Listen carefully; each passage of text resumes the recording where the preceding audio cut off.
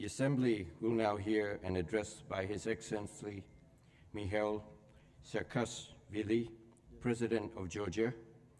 I request protocol to escort His Excellency.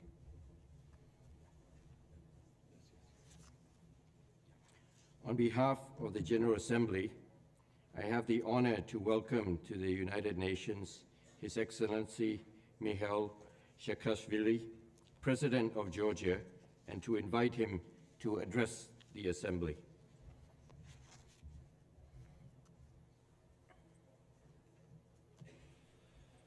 Mr. President, Batono Presidento, თქვენო აღმატებულებავ, პატივცემულო დელეგატებო. it is a great honor to represent ჩემთვის დიდი პატივია ამ ტრიბუნიდან კვლავ წარმოვადგინო ჩემი საყვარელი ქვეყანა. during the past decade. გასული 10 წლეულების განმავლობაში, როდესაც პატივი მქონდა მიმემართა ამ დარბაზისთვის, საქართველო არ შემდგარი ქვეყნიდან საბაზრო ეკონომიკის მქონე დემოკრატიულ სახელმწიფოდ გარდაიქმნა. ჩვენ გავიცადეთ აღმასვლაც და ვარდნაც, მქონდა გარღვევებიც და შეცდომებიც, მაგრამ მთელი ამ პერიოდის განმავლობაში მსოფლიო ხედავდა ჩემი ხალხის მუდმივ სწრაფას თავისუფლებისკენ. დღეს მე თქვენს წინაშე ვდგავარ და გთხოვთ კიდევ ერთხელ მოისმინოთ იმ ხალხის ხმა, რომლის თავისუფლების სიყვარულიც ყველანაირ პოლიტიკურ, სოციალურ თუ რელიგიურ სხვაობებზე მაღლა დგას. ხმა, რომელიც ჩემს წინაშე კვლავაც არსებული ყველა პრობლემისა და გამოწვევის მიუხედავად სავსეა იმედით. ვუცქერ დღევანდელ მსოფლიოს და ნამდვილად ვფიქრობ, რომ იმედის ხმა ნამდვილად საჭიროა. 1990-იანი წლების დასაწყისის ოპტიმიზმი, როდესაც ლიბერალური და დემოკრატიული ფასეულობების გავრცელება ბუნებრივად გვეჩვენებოდა, როცა ითქვა, რომ ეს ისტორიის დასასრული იყო, როცა გაერო უნდა გამხდარიყო საბოლოო დამშვიდებული მსოფლიოს გული და სული, პესიმიზმის და ცინიზმის ტალღამ სწორედ 90-იანების ოპტიმიზმი წალეკა. მაშინ ნიუ-იორკში ვსწავლობდი და საშუალება მქონდა სტაჟირება გამევლო გაეროში, რომელიც ოპტიმიზმით იყო სავსე.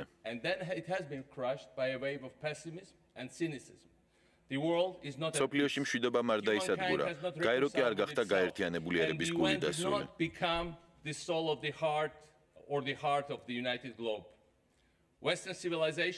ერთდროს ტრიუმფატორი დასავლური ცივილიზაცია დღეს ცდილობს გაუმკლავდეს ღრმა ეკონომიკურ, სოციალურ და მენტალურ კრიზისს. აღმოსავლეთ ევროპაში ეგრეთ წოდებულ ფერად რევოლუციებს მათ მიერვე რამდენიმე წლის წინათ დამარცხებული ძალები უტევენ. ახლო აღმოსავლეთში, ქაიროსა და ტუნისში მოზეიმე ხალხის სურათი დამასკოში ქიმიური იარაღით მოწამლული ბავშვების საშინელმა სურათმა ჩაანაცვლა. იმედგაცრუებისთვის ბევრი მიზეზია, მაგრამ რამდენად გამართლებულია 90-იანი წლების დოგმატური ოპტიმიზმის, ასეთივე დოგმატური პესიმიზმით ჩანაცვლება და ყოველგვარი იმედის გაცრუება. განა იმ ფაქტის გაცნობიერებამ, რომ დემოკრატიისა და თავისუფლების გავრცელება ტიტანურ ბრძოლას მოითხოვს, უნდა გვაიძულოს ჩვენი რწმენის და პრინციპების უარყოფა. მე დღეს აქ მოვედი, რათა გაგიზიაროთ ჩემი ხალხის იმედი და ვილაპარაკო ჩემი ერის სახელით ამ პესიმიზმისა და უიმედობის წინააღმდეგ. მე მოვედი, რომ მიმართო მათ, ვისაც ეჭვება, ყოყმანობს და აქვს ცდუნება დანებდეს. თუ კი დასავლეთი მოძველდა, მაშინ რატომ აფასებს ამდენად ნატოში შესვლის თარიღს მილიონობით პოლონელი, ჩეხი, ესტონელი, რუმინელი და სხვა ერი?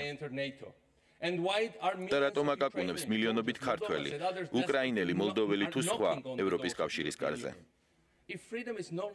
თუ თავისუფლება მოდაში აღარაა, მაშინ როგორ ავხსნათ ის, რომ ტუნისში ერთი ადამიანის თვითმკვლელობამ შეცვალა მსოფლიოს რუკა? არა, ისტორია არ დასრულებულა 1989 თუ 1991 წლებში და ის არასდროს დასრულდება. თავისუფლება კვლავაც წარმოადგენს მის მამოძრავებელ ძალას და ჰორიზონტს. ყველგან, სადაც ადამიანებს სურთ თავისუფლების პირობებში ცხოვრება, მათ უპირისპირდებიან ტირანიის ძალები. საკითხავი ისაა, რას ვაპირებთ, იმას, რომ ვიყოთ დაპირისპირების მონაწილენი თუ მაყურებლის სტატუსით შემოვიფარგლოთ. პატივცემულო დელეგატებო. ეხლა როცა მე აქ თქვენს წინაშე ვსაუბრობ, აღმოსავლეთ ევროპის ის ქვეყნები, რომლებიც ესწრაფვიან გახდნენ ევროპული ოჯახის, თავისუფალი და დემოკრატიული სახელმწიფოების თანამეგობრობის წევრები, განიცდიან მუდმივ ზეწოლას და მუქარას. სომხეთი კუთხეში მიიმწყდეს და აიძულეს საბაჟო კავშირში გაწევრიანება, რაც არ შედის არც მის და არც ჩვენი რეგიონის ინტერესებში. ბლოკადა გამოუცხადეს მოლდავას, უკრაინას თავს ესხმიან. აზერბაიჯანიც განსაკუთრებული ზეწოლის პირისპირ არის დარჩენილი, საქართველო კი ოკუპირებული. რატომ? იმიტომ რომ ძველი იმპერია ცდილობს დაიბრუნოს საქართველოს დაკარგული საზღვრები. თუმცა სიტყვა საზღვარი აქ უადგილოა, რადგან რუსეთის იმპერიას, საბჭოთა კავშირს, რუსეთის ფედერაციას თუ ევრაზიის კავშირს არასდროს ჰქონიათ საზღვრები. მათ მხოლოდ განაპირა მხარეები, ზღვარი ჰქონდათ. მე დღეს სწორედ ამ განაპირა მხარეთა სახელით ვსაუბრობ. სახელმწიფოს უმეტესობისგან განსხვავებით რუსეთის ფედერაცია არ არის დაინტერესებული გარშემო სტაბილური სახელმწიფოების არსებობით. მუდმივი ქაოსი და არეულობა მეზობელ ქვეყნებში ეს არის ის, რასაც ესწრაფვის კრემლი. ის ფუნდამენტურად უარყოფს საქართველოში, უკრაინასა და მოლდოვაში ძლიერი მთავრობების იდეას, ისეთებისაც კი, რომლებიც მისი ინტერესების მიმართ მეგობრულად იქნება განწყობილი. მე არასდროს ყოფილა, როგორც ფრანგები ამბობენ, ოფიციოზური ენის ფანი, მაგრამ დღეს, როდესაც ჩემი მეორება და დასასრულს უახლოვდება, უფრო მეტად სურს ვთქვა ყველაფერი, რასაც ვფიქრობ. მოდით ვიყოთ სრულიად გახსნილი და დავაკონკრეტოთ არსებული სიტუაცია, როგორ ფიქრობთ? მაგალითად, სურს თუ არა ვლადიმერ პუტინს ის, რომ სომხეთმა ბოლომდე გაიმარჯვოს აზერბაიჯანზე? არა, რადგან ეს ნიშნავს, რომ სომხეთი ზედმეტად ძლიერი და ზედმეტად დამოუკიდებელი იქნება. ფიქრობთ თუ არა, რომ საწინააღმდეგო რეალობა, ანუ მოსკოვს სურს ბაქოს გამარჯვება ერევანზე? რა თქმა უნდა, არა. მოდერნიზებული და დინამიური აზერბაიჯანის აღზევება რუსი ლიდერებისთვის კოშმარის ტოლფასია. არა, მათ არც ერთი მხარის გამარჯვება არ სურთ, მათი მიზანი საკუთრივ კონფლიქტია, რადგან ეს უზრუნველყოფს ორივე ქვეყნის დამოკიდებულებას და აფერხებს მათ ევროპულ ინტეგრაციას. როგორ გონიათ, განაპირობა თუ არა ნარინჯისფერი რევოლუციის ძალების საარჩევნო მარცხმა მოსკოვის უკრაინისადმი დამოკიდებულების ცვლილება? პირიქით, გუშინ ვესაუბრეთ ჩემს კოლეგა ვიქტორ იანუკოვიჩს. მისი მთავრობა მუდმივი თავდასხმების ობიექტია რუსეთის მხრიდან და ეს ხდება ყოველდღიურად. ვილნიუსში დაგეგმილი სამეტის წინ რუსი თანამდებობის პირები ღიად საუბრობენ ამ სახელმწიფოს დაშლის პერსპექტივაზე.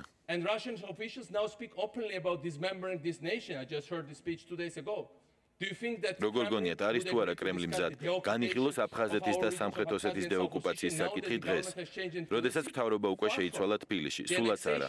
ქართული მიწის ანექსია რუსული ჯარის მიერ კვლავაც გრძელდება. გუშინ ოკუპანტებმა დღისით, მზისით და სრულიად დაუსჯელად საქართველოს მოქალაქეები კვლავ გააძევეს საკუთარი სახლებიდან და სოფლებიდან. გაუნადგურეს საცხოვრებლები, მამაპაპის დანატოვარი, დაიკავეს წინაპრების საფლავები და სარწყავი სისტემები. საქართველოს მთავრობის მიერ ბოლო კვირების ათუთვების გაკეთებული მეგობრული განცხადებების მიუხედავად, რუსული საოკუპაციო ძალები აგრძელებენ წისვლას. ხალხს ყოფენ მავთულხლართებით, საფრთხეს უქმნიან ჩვენს ეკონომიკას, მიიწევენ ბაქოს უბსის ნავთობსადენისა და საქართველოს მთავარი გზატკეცილისთან, რითაც კითხვის ნიშნის ქვეშ აყენებენ ჩვენი ქვეყნის მდგრადობას.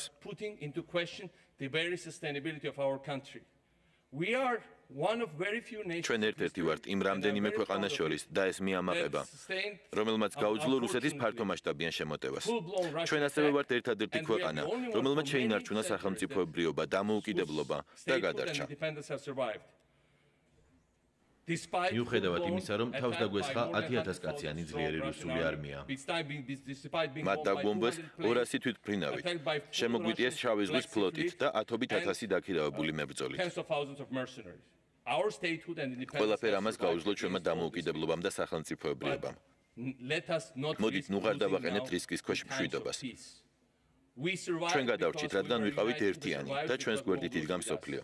იმედი მაქვს, მსოფლიო კვლავ ჩვენს გვერდზე იდგება, როდესაც ასეთ ზეწოლას კვლავ მიმართავენ. აქ მოვედი ქართველი ხალხის სახელით. ვთხოვოთ საერთაშორისო გაერთიანებას მოახდინოთ მკაცრი რეაგირება ამ აგრესიაზე და გაგვიწიოთ დახმარება, დავასრულოთ რუსეთის ანექსია ჩვენს მიწაზე. ვლადიმერ პუტინის ზიზღი მთავრობის მიმართ, რომლის მეთაურობის პატივი მე თითქმის 1 ათწლეულის განმავლობაში მქონდა, არ არის განპირობებული პირადული ანტიპატიით თუ კულტურული გაუგებრობებით. ყველა მსგავს ინტერპრეტაცია მხოლოდ და მხოლოდ შირმაა. ჩემი წინამორბედი პრეზიდენტი შევარდნაძე საბჭოთა ნომენკლატურის წრიდან გამოვიდა. იგი ხელისუფლებაში 90-იან წლებში რუსეთის პირდაპირი დახმარებით სამხედრო გადატრიალების გზით დაბრუნდა. ჩემგან განსხვავებით იგი კარგად იყო ცნობილი საკუთარი საბჭოთა დიპლომატიური უნარებით. ყოველივე ამის მიუხედავად, რუსეთი მუდმივად ცდილობდა ძირი გამოეთხარა მისი ხელისუფლებისთვის და მასზე რამდენჯერმე თავდასხმაც მოაწყო. საქმე გამსახურდიაში, შევარდნაძეში, სააკაშვილსა თუ ივანიშვილში არ არის. რეალურად სახელებს მნიშვნელობა არ აქვს, როდესაც საფრთხე ასეთი სერიოზულია. საქმე საქართველოს სახელმწიფოებრიობის მომავალს ეხება. რატომ? იმიტომ რომ რუსეთის დღევანდელმა მმართველებმა კარგად იციან, როგორც კი მყარი ინსტრუმენტები აშენდება უკრაინაში, საქართველოში, მოლდოვასა და სხვაგან, ეს ინსტიტუტები ასახავენ და გააძლიერებენ ამ ქვეყნების ხალხთა სურვილს, იყვნენ ჭეშმარიტად დამოუკიდებელი და ევროპული ოჯახის ნაწილი. სწორედ ამიტომ მიიჩნიეს წარმატებული რეფორმისა და ნამდვილი სახელმწიფოების მშენებლობის ქართული გამოცდილება ერთგვარ ვირუსად, რომელიც მთელი მსოფლიოს საბჭოთა კავშირის ინფიცირებას მოახდენდა. ვირუსად, რომელიც უნდა ამოიძირკოს ყველა შესაძლო საშუალებით. მაშინ, როდესაც ერთ დროს არ შემდგარი ყველაზე კორუმპირებული და კრიმინალიზებული ქვეყანა, გავხდით ყველაზე ნაკლებად კორუმპირებული ევროპაში, მსოფლიოს ნომერ პირველი რეფორმატორი მსოფლიო ბანკის მიხედვით და საუკეთესო ადგილი ბიზნესის საკეთებლად. სწორედ ამიტომ ქართულ ხალხს დაუწესეს ემბარგო, თავს მოახვიეს ომი და ოკუპაცია. ყველაფერი 2006 წლის შემდეგ. სწორედ ამიტომაა ქართველი ხალხის წინააღმდეგობა და ქართული დემოკრატიის გადარჩენის უნარი ასე მნიშვნელოვანი მთელი რეგიონისთვის. ძვირფასო კოლეგებო, ევროკავშირისა და ნატოს მიერ, რომელიც ჩვენი ხალხის ნებაზეა დაფუძნებული, ჩვენს რეგიონში მიღწეული წინსვლის წინააღმდეგ ბრძოლა სულ უფრო ინტენსიური ხდება. ამ პროგრესის წინააღმდეგ მიმართულ ძალისხმევას საკუთარი სახელიც აქვს ევრაზიული კავშირი. ცუდად ხდის, როდესაც კგბ-ს ოფიცერი ვლადიმერ პუტინი მსოფლიოს უკითხავს ლექციას თავისუფლებაზე, ღირებულებებსა და დემოკრატიაზე. სწორედ ამის გაკეთება არ შეუძლია მას, როგორც უკანასკნელი იმპერიის დიქტატორ ლიდერს. ევრაზიული კავშირი შეიქმნა როგორც ევროპის კავშირის ალტერნატივა, რომელსაც ვლადიმერ პუტინი საკუთარი პრეზიდენტობის მთავარ პროექტად განიხილავს. ეს არის ახალი რუსული იმპერია, მაგრამ ეს პროექტი მის ლექციებზე უფრო საშიშია. ევროპულ და ევროატლანტიკურ ინტეგრაციას დიდი დრო და უზარმაზარი ძალისხმევა სჭირდება. შეიძლება რაღაც მომენტში იფიქრო კიდეც, რომ მირაჟის მიღწევა ვცდილობ. საფრთხები უფრო პირდაპირია და ეგზისტენციალური. ზეწოლა სულ უფრო ძლიერდება. ამავე დროს დაპირებები ბუნდოვანია და შორს. ვინმე საქართველოში ან მის ფარგლებს გარეთ შეიძლება უბრალოდ დაიღალოს და იკითხოს, რატომაც არა. დღეს მე მსურს ავხსნა სწორედ, რატომ არა. საგარეო პოლიტიკისა და ალიანსების არჩევანზე მეტად დღეს ჩვენი ქვეყნები მომავლის განსაზღვრელი არჩევანის წინაშე დგანან. ჩვენმა ხალხმა უნდა გადაწყვიტოს, თუ კი მისთვის მისაღებია შიშის და კრიმინალის პირობებში ცხოვრება ისეთ სამყაროში, სადაც განსხვავებულობა აღიქმება როგორც საფრთხე და უმცირესობები კი როგორც ჩაგვის ობიექტები. სამყაროში, სადაც პოლიტიკური ოპონენტები განიცდიან შერჩევით სამართალსა და ფიზიკურ შეურაცხყოფას. ეს არის სამყარო, რომელიც ძვირფასო მეგობრებო, ძალიან კარგად ვიცნობთ, რადგან ჩვენ სწორედ იქ ცხოვრობდით. ევრაზიული კავშირი წარმოადგენს ჩვენს ახლო წარსულსაც და მომავალსაც, რომელსაც მოსკოვში ჩვენ კგბ-ს ყოფილი ოფიცრები გვიმზადებენ. ამის საპირისპიროდ, ჩვენი აღორძინებული ტრადიციები და მრავალსაუკუნოვანი მისწრაფებები მიგვიძღვიან სრულიად სხვა სამყაროსკენ, რომელსაც ევროპა ეწოდება. ევროპული საზოგადოებები ჩორსაა სრულყოფილებისგან. იქაც შეხვდებით შიშს, ეჭვებს, სიბრაზეს, ზიზღს, სოციალურ უთანასწორობას.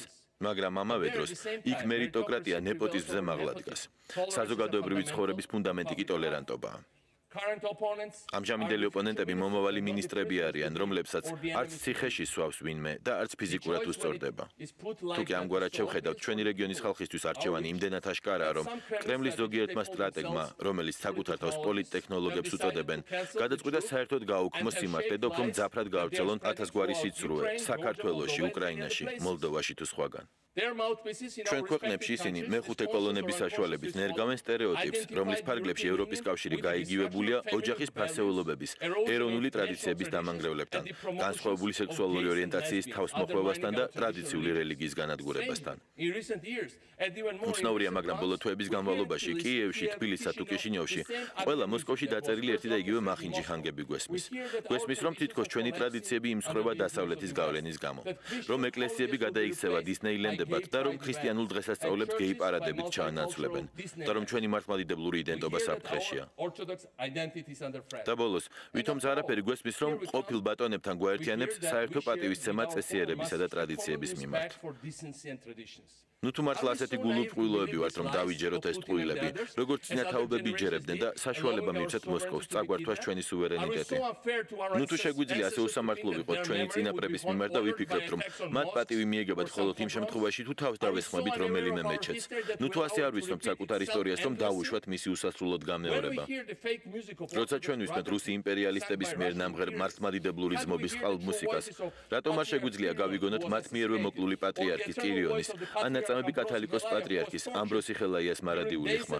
ის მხოლოდ იმიტომ აწამეს, რომ ჟენევის კონფერენციას მიმართა და საკუთარ ქვეყანაში დამპყრობლების შეჭრა გააპროტესტა.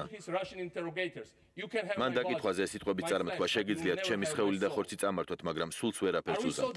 ნუ თუ ასე დავყრუდით, რომ არ გვსურს გავიგონოთ რუსი იმპერიალისტების და კომუნისტების მიერ ნაწამები, ეპისკოპოსების და მღვდლების ხმები. ნუ თუ ისეთი გაუნათლებლები ვართ, რომ არ გვახსოვს ვინ გადაღება ჩვენი ტაძრები და წაშალა ჩვენი წმინდა ფრესკები. ნუ თუ ისეთი ბრმები ვართ, რომ ვერ დავინახოთ, როგორ გაანადგურეს ჩვენი ტაძრები ოკუპირებულ ტერიტორიებზე იმავე ხალხმა, რომლებმაც ეკლესიები მე-19 საუკუნეშიც გაგვინადგურეს. ისტორიის ცოდნა აუცილებელია. ჩვენი ისტორია კი გვასწავლის იმას, რომ ტოლერანტობა ჩვენს რეგიონში ჩვენივე სუვერენიტეტის საფუძველია. ტოლერანტობა არა მხოლოდ მორალური ვალდებულება, იგი ეროვნული უსაფრთხოების საკითხიცაა. უნდა ვიცოდეთ ისტორია და გავიგოთ, რომ ძველი იმპერიული პრინციპი დაყავი და იბატონე დღეს გამოიყენება ისე, როგორც გამოიყენებოდა 2 საუკუნის წინათ. შეხედეთ ჩვენს რეგიონს დღეს. ვინც იცის კავკასიის რეგიონის ისტორია, ემახსოვრება, რომ სომხურ აზერბაიჯანული სისხლისღვრა, რომელიც 1905 წელს მოხდა, პირდაპირ იყო მანიპულირებული ცარისტული ადმინისტრაციის მიერ. თან არ შეგვიძლია ეს შევადაროთ 1980-იანი წლების ბოლოს ყარაბახის კონფლიქტის გაჩაღების დასაწყის. რუსეთის არმია იქ იყო, თანაც დიდი რაოდენობით და მის თვალწინ დაიწყო ომი. ისინი ორივე მხარეს თავს აჩვენებდნენ, რომ ეხმარებოდნენ, რეალურად კი კონფლიქტს აღვივებდნენ.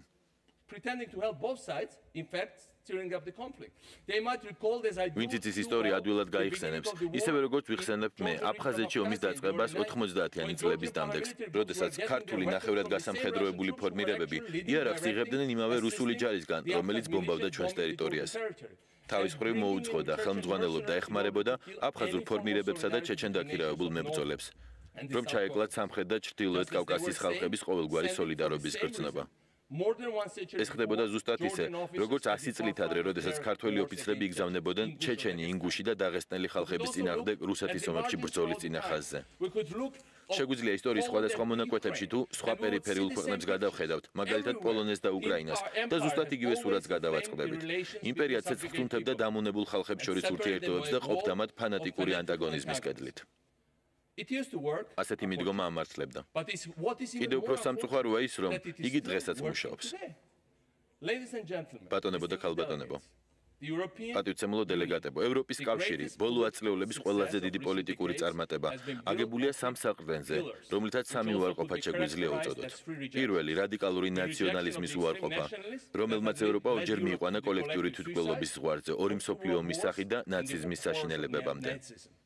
მეორე, კომუნიზმის უარყოფა, რომლის გავრცელების საშიშროებაც იყო კონტინენტზე. მესამე, იმპერიალიზმის და კოლონიალიზმის უარყოფა. ბევრ თქვენგანს კარგად ახსოვს და მტკივნეულადაც, რადგან თქვენ თავად იყავით ბრიტანეთისა და საფრანგეთის იმპერიალიზმის მსხვერპლი. მათ დრო დასჭირდათ მესამე უარყოფის მიღებისთვის, მაგრამ კოლონიებზე უარის თქმა იყო მოდერნიზაციის და დემოკრატიის განვითარების, ისევე როგორც ევროპული ინტეგრაციის რეალური ხორჩესხმის ფასი. Of their democracy and also for the European unification to actually be realized. ევრაზიული კავშირი კი დაფუძნებულია ზუსტად საპირისპირო პოსტულატებზე. იგი ეყრდნობა დაპირისპირებას, მას სათავეში უდგას ძველი კგბ-ს სტრუქტურები და მიზნად ისახავს ძველი იმპერიის გაცოცხლებას. სწორედ ესაა ევრაზიის კავშირი. სწორედ ამიტომ ევრაზიულ კავშირში შესვლა ძალიან ადვილია. არ არსებობს პოლიტიკური, სოციალური თუ ეკონომიკური კრიტერიუმები. კოლონიად გახდომა სინამდვილეში საერთოდ არ საჭიროებს არანაირ ძალისხმევას. პასიურობა, არაფრით გამორჩეულობა, ეროვნული სიამაყის არ ქონა, მთავარი კრიტერიუმია. მონობის სურვილი კიდევ სხვა საქმეა. მეორეს მხრივ, ევროპის კავშირში, ანუ ნამდვილ გაერთიანებაში, მოხვედრას ტიტანური ძალისხმევა სჭირდება, რომ დაკმაყოფილდეს ზუსტი კრიტერიუმები, რომლებზეც დგას ევროპის კავშირი. ამდენად, მათ, ვისაც ამასთან დაკავშირებით ეჭვები აქვთ, სულს უთხრა. სწორედ იმიტომაც, რომ ევროპის კავშირში გაერთიანება მოითხოვს ძალისხმევას და სერიოზული კრიტერიუმების დაკმაყოფილებას, სწორედ იმიტომ, რომ ევროპის კავშირი არ ცდილობს თქვენს ჩაყლაპვას, როცა მეორე კავშირი სწორედ ამაზე ოცნებობს, ჩვენი არჩევანი ცხადზე ცხადია.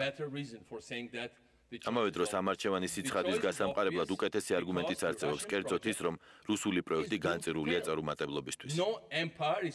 21 საუკუნეში ვერც ერთი იმპერია ვერ იარსებებს.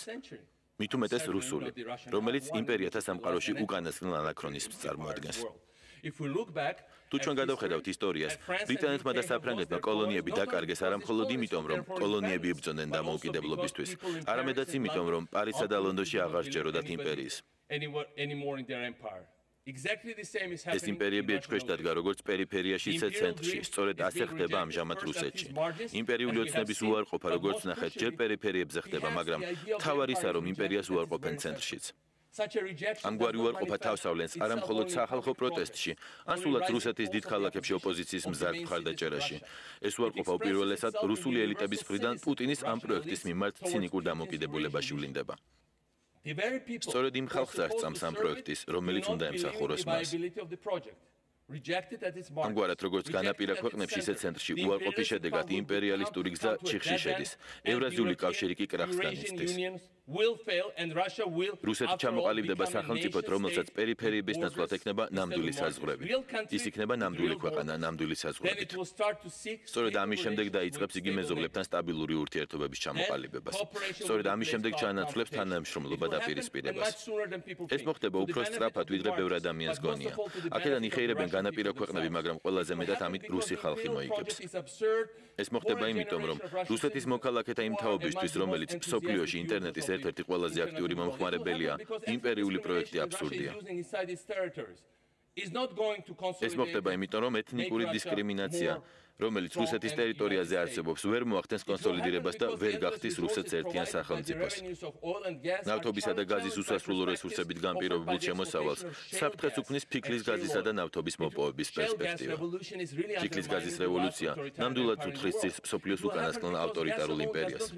ეს მოხდება იმიტომ, რომ გაზი ვერ ჩაანაცვლებს ეკონომიკურ მოდერნიზაციას. ეს მოხდება კორუფციისა და სამართლიანობის არარსებობის გამო. ეს მოხდება იმიტომ, რომ მთელი რეგიონები გაუძღვდა დისკრიმინაციის, ძალადობის რადგან ჩეჩნეთი, ინგუშეთი, დაღესტანი, თათრეთი თუ სხვა ადგილები იმდენად შევიწროებულები არიან, რომ თავს მოსკოვში ცენტრალურ ხელისუფლებასთან საერთო პროექტის წევრებად აღარ გრძნობენ. ეს მოხდება იმიტომ, რომ იმედგაცრუება, სიბრაზე და ზიზღი ძალიან ძლიერია, გამაერთიანებელი იდეალი კი პრაქტიკულად არ არსებობს. ეს მოხდება არა მომავალ ათწლეულებში, არამედ უახლოეს წლებში. რამდენიმე წელიწადში თქვენ გაიხსენებთ ჩემს სიტყვას. ვლადიმერ პუტინი წავა კრემლიდან და გაქრება რუსული პოლიტიკიდან. მიუხედავად იმისა, რომ კიდევ 20 წელიწადი და მეტი აპირებს რუსულ პოლიტიკაში დარჩენას. რუსეთის მოქალაქეთათვის იგი დარჩება წარსულის მოჩვენებად, იმპერიის, კორუფციის და ჩაგვრის საჭრტილად. არავინ იცის ეს პროცესი მშვიდობიანი იქნება თუ ძალადობრივი. არავინ იცის პუტინის მემკვიდრე ლიბერალი იქნება, ნაციონალისტი თუ ორივე. აქ თავარი სხვა რამ არის, რუსეთი აღარ იქნება იმპერია და იგი გადაიქცევა ნორმალურ სახელმწიფოდ. ეს ის პერსპექტივაა, რომლისთვისაც ყველა ერთად უნდა მოემზადოთ. პარალელურად მაშინ, როცა ჩვენი რეგიონი რჩება კონფრონტაციის კერად, ყოფილი დამონებულიერები დაპირისპირების ნაცვლად უნდა გაერთიანდნენ.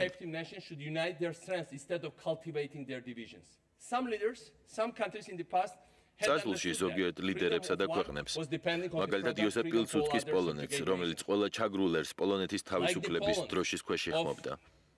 ესმოდათ, რომ ერთი ქვეყნის თავისუფლება დამოკიდებული იყო ყველა ჩაგრულიერის თავისუფლებაზე.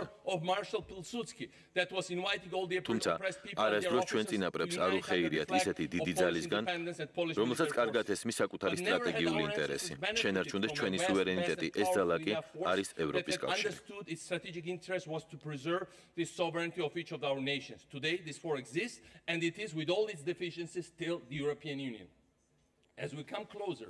დღეს ვილნიუსის აღმოსავლეთ პარტნიორობის სამიტამდე ცოტა ხნით ადრე სურს გავიმეორო მოწოდება, რომელიც ბოლო წლების განმავლობაში რამდენჯერმე გავაკეთა. აღმოსავლეთ პარტნიორობის შექმნით, როგორც 2008 წელს რუსეთის მიერ საქართველოზე თავდასხმის პასუხი, ევროპის კავშირმა ჩვენს ქვეყნებს მისი ხოლგის ქვეშ თანამშრომლობის შესანიშნავი პლატფორმა შესთავაზა. ამ წამოწყობაში ჩვენ მეტი ძალისხმევა უნდა ჩავდოთ. უნდა განმავითაროთ ერთობლივი პროექტები. უპირველესად, ერთად განსახორციელებელ რეფორმებზე ფოკუსირებით. იმიტომ, რომ ყველა ჩვენთაგანისთვის რეფორმები ნიშნავს სახელმწიფოებრიობასა და დამოუკიდებლობას. რუსეთის იმპერატორს ეკატერინე მეორეს ეს შესანიშნავად ესმოდა. როდესაც პოლონეთმა ფრანგული და ბრიტანული განმანათლებლობის კვალდაკვალ რეფორმების გატარება დაიწყო, მან ფრიდრიხიც, პრუსიის მეფეს გრძელი საიდუმლო წერილი მიწერა. ეს წერილი დღესაც რჩება იმპერიალისტური პროექტის ბუნებისა და სტრატეგიის ერთ-ერთ ყველაზე შთამბეჭდავ აღწერილობად. წერილის თანახმად პოლონეთში მიმდინარე რეფორმები საფრთხეს უქმნიდა როგორც რუსეთს, ისე პრუსიას, რადგან ისინი პოლონეთს გადააქცევდნენ ნამდვილ სახელმწიფოდ. ამიტომ აუცილებელი იყო მათი შეჩერება. საჭირო იყო პოლონეთზე თავდასხმა, მისი გაყოფა მანამ სანამ რეფორმები სრულად განხორციელდებოდა. რადგან ამ ქვეყნების ოკუპირებას ვეღარასდროს შეძლებდნენ. ეს წერილი არ იქნება ძალიან უცხო მათთვის, ვინც კარგად უწყის, რამდენად ემტერებოდა ვლადიმერ პუტინი ქართულ გამოცდილებას ბოლო ათწლეულის განმავლობაში. რუსების უმრავლესობა კითხვას სვავდა, თუ ერთ დროს კორუფციით, კრიმინალით და მაფიის მოცულმა არ შემდგარმა და დანაწევრებულმა საქართველოს შეძლო წარმატების მიღწევა, რატომ არ შეუძლია ამის გაკეთება თავად რუსეთს? ეს იყო იდეოლოგიურად საშიში პროექტი. პირველად კავკასიაში შენდებოდა ნამდვილი, ეფექტური ერის სახელმწიფო და ამიტომ აუცილებელი იყო რეფორმების განადგურება, მანამ სანამ ისინი საბოლოოდ გამოიღებდნენ ნაყოფს. ქალბატონებო და ბატონებო, აღმოსავლეთ ევროპაში, მათ შორის გაყოფილ კავკასიაში, ჩვენი მმართველობის ფორმა უნდა იყოს ერთიანობა. მე გავიხსენე აფხაზეთში ომის დასაწყისი, მაგრამ სურს ასევე გავიხსენო უფრო ადრინდელი, კავკასიის ისტორიისთვის სიმბოლიზმით სავსე სცენა. რუსეთის იმპერიის წინააღმდეგ შამილის აჯანყების დროს, როცა თავად შამილი ტყვედ ჩაბარდა, ბოლო ჩეჩენი მეთაური ბაისუნგური დაიჭრა და ასევე ტყვედ ჩავარდა. მისი ჩამოხრჩობის წინ რუსმა ოფიცრებმა დაღესტნელები შეკრიბეს და ერთ-ერთს იმ სკამის გამოცვლა მოთხოვეს, რომელზეც სასიკვდილოდ განწირული მეთაური იდგა. ამგვარად მათ სურდათ ხალხს შორის გაეღვივებინათ დაპირისპირება და შურისძიების გრძნობა, რაც კავკასიელების უძველესი ტრადიციაა. ამის შემხედვარე, ბაისუნგურმა სკამი თვითონ გადააგდო. აკრძალული თვითმკვლელობით, რომელიც ყველა რელიგიაში აკრძალულია. მან მეზობლებს შორის შუღლი აიცილა თავიდან.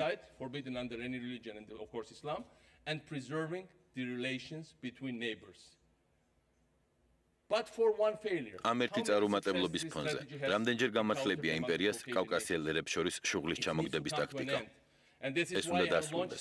სწორედ ამიტომ, ჩემი პრეზიდენტობის დროს წამოვიწყეთ რამდენიმე პროექტი, რომელიც მომართული იყო ჩრდილოეთ და სამხრეთ კავკასიას შორის ადამიანური კონტაქტების გახშირებაზე, საუნივერსიტეტო გაცვლასა და საგანმანათლებლო პროექტებზე.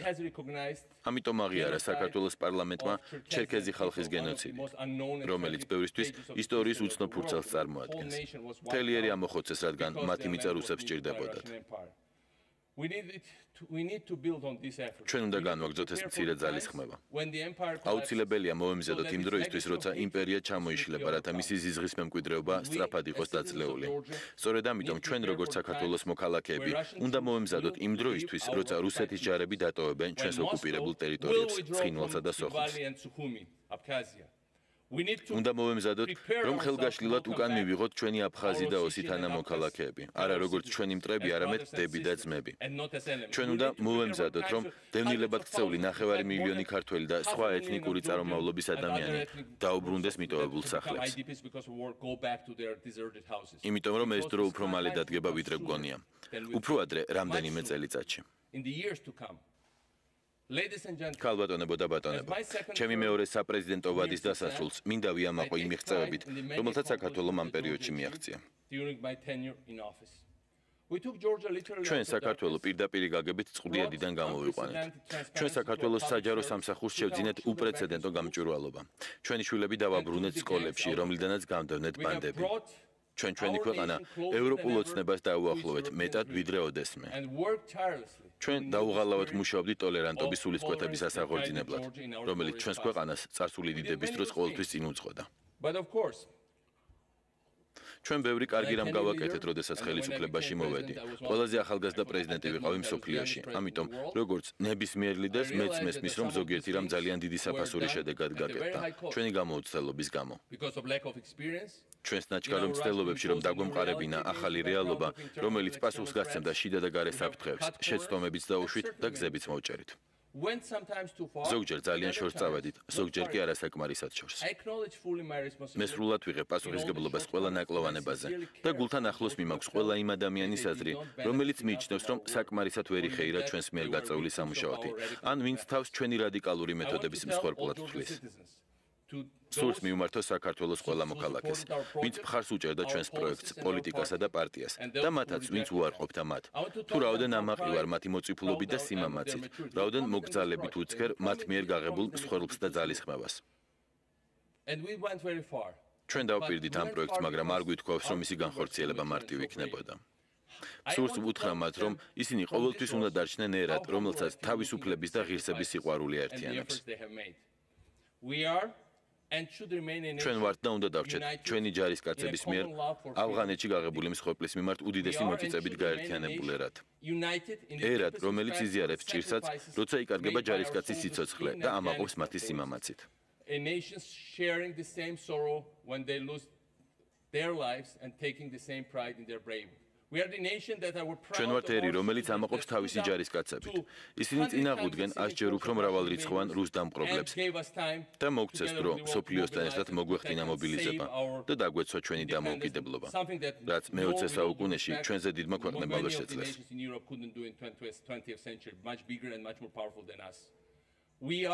ჩვენ ვართ და უნდა დავრჩეთ ერად, რომელიც ერთიანია ისტორიული მიზნის მისაღწევად. თავისუფალი და დემოკრატიული ერების ევროპულ ოჯახში შესაბიჯებლად. ოჯახში, რომლისგანაც არასდროს უნდა გავეცალკევებინეთ ჩვენს ოჯახში. რეგიონული ერთიანობის, თავისუფლებისა და ევროპული ინტეგრაციის ჩვენი გზა ჯერ კიდევ შორს არის დასრულებისგან და მისი საბოლოო წარმატებისთვის მუხტჩაუხრელად ვაპირებ მუშაობას. როგორც ამაყი ერის, ამაყი მოქალაქე. დიდი მადლობა.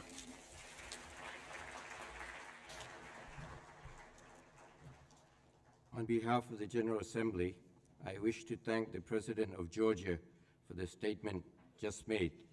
May I request representatives to remain seated while we greet the President.